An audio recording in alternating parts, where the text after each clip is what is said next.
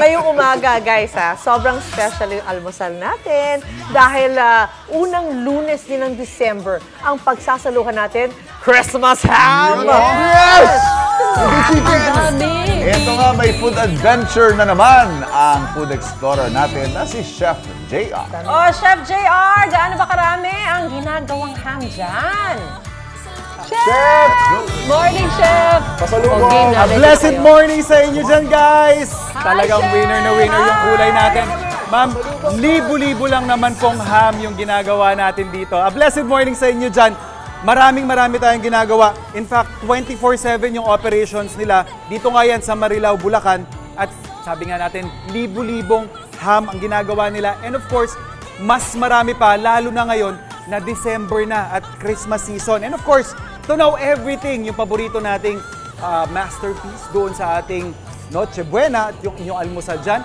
Let's call on ang ating kaibigan, si Ma'am Ninay. A blessed morning, Ma'am Ninay. Good morning, Chef. Good morning sa lahat. Ayan, winner na winner. Ma'am Ninay, ilan po ba yung klase ng hams ang meron tayo dito sa inyong pagawaan? Actually, madami kaming ham. So, Uy. meron kaming premium ham, meron kaming top meat hamon de bola, meron Alright. kaming gemma hamon de bola, Okay. meron din kaming dandy chicken hamon de bola, at the same time, meron kaming gemma Pinoy. May Pinoy hams din Yes, tayo. So, yes, Chef. basically, dahil iba-ibang types ito, I would assume na iba't ibang presyo rin ito, Ma'am Oo, Ninay. meron kami. Okay. Pero syempre meron kaming pangmasa. So ang ranging ng presyo namin sa mga ham, Ayun, meron kaming 195 up to 1,560. So, Chef. depende talaga sa budget at saka depende doon sa naiisip mong spread. Yes. Doon sa inyong special occasion. Oo. Ma'am Ninay, ano naman yung proseso? Isang mabilis lang na overview ng paggawa ninyo So, ng inyong hamon. yung proseso namin, meron kaming specific na meat na ginagamit doon Okay. sa hamon namin. At the same time, meron din tong curing activity. Of course. So after ng curing, Oo. doon na tayo sa stuffing hanggang sa cooking. So Okay. after ng cooking natin, ito na yung ginagawa ni Chef na meron tayong glazing. Glazing. So basically, Chef. bago natin to i-repack, ma'am, may glazing process. Oo, meron tayo, Chef. Okay. So Tapos talagang mini-maintain namin yung ganitong process namin. So specifically, ma'am, kasi nabanggit natin 24/7 yung operations yes. ninyo, tapos libo-libo kayo nagagawa. Opo. For a December batch, mga gaano po kadami inaabot yung inyong production? So sa daily namin, more or less, nasa 5,000 balls kami Per day? per day.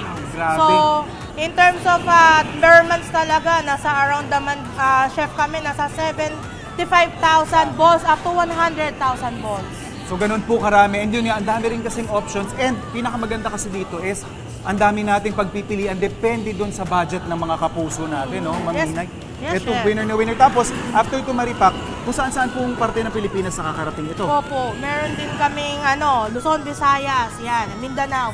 Malawak Kahit na saan. malawak Oo, talaga, meron winner na kami. winner. So ito naman syempre, Ma'am Nina, hindi natin to pwedeng palampasin na hindi matitikman yung ating ham. So ano to, ma'am? Ito anong yung klase ng ham ito? ating top meat hamon de bola. Ayan, winner na winner, oh, mga kapuso ha. Makikisabay na po ako dun sa ating UH Barkada dyan sa studio. Titikim na ako dito. At syempre, sa mga solid at mga wonderful food adventures, laging tumutok dito sa inyong pambansang morning show kung saan 25 taon na kayong laging una sa balita, serbisyo at saya, ang Unang Hirit! Ikaw, hindi ka pa nakasubscribe sa GMA Public Affairs YouTube channel? Bakit? Mag-subscribe ka na, dali na, para laging una ka sa mga latest kwento at balita. I-follow mo na rin ang official social media pages ng Unang Hirit. Salamat, Kapuso.